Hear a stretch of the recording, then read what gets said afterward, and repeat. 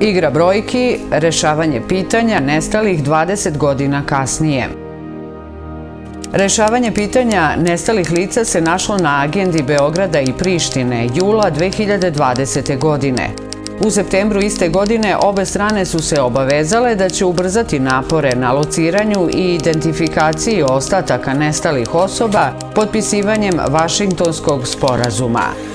Dvodecenijski propusti su doveli do toga da sve i da postoji politička volja obe strane da reše ovo pitanje, sudbina određenog broja lica najverovatnije nikada neće biti rasvetljena.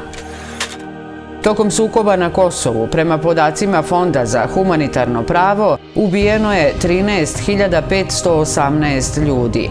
Većina je ubijena tokom 1999. godine.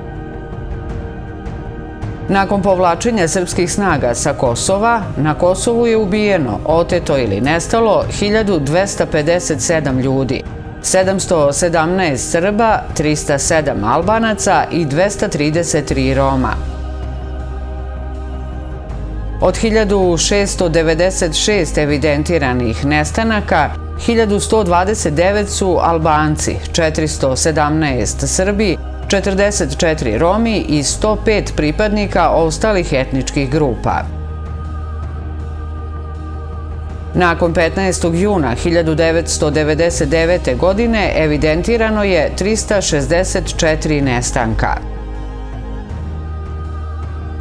Nakon sukoba, Međunarodni komitet Crvenog krsta registrovao je nestanak 6049 osoba. Od toga, 1372 lica su naknadno pronađena živa. Međunarodna komisija za nestala lica procenjuje da ukupan broj nestalih lica iz sukoba na Kosovu iznosi oko 4500. Danas, broj nestalih lica sa spiska Međunarodnog komiteta Crvenog krsta iznosi 1619. Oko 2000 slučajeva nestalih lica rešeno je vizuelnim prepoznavanjem, jer DNK tehnologija nije bila dostupna. DNK analiza, kasnije sprovedena u regionu Mitrovice, pokazala je da je 13 od 77 identifikacija bilo netačno, odnosno da su porodicama predati posmrtni ostaci osoba koje nisu njihovi srodnici.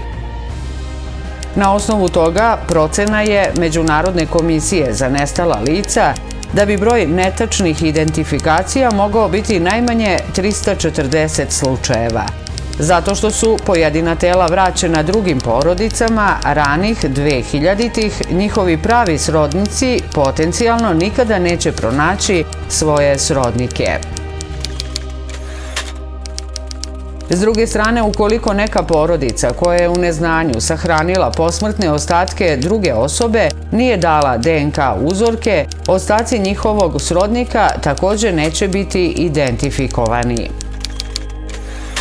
U mrtvačnici u Prištini se i dalje nalazi više od 300 setova neidentifikovanih posmrtnih ostataka. EULEX je 2012. utvrdio da u ovoj mrtvačnici ima 342 NN slučaja, od kojih 94 bi mogla biti identifikovana u budućnosti.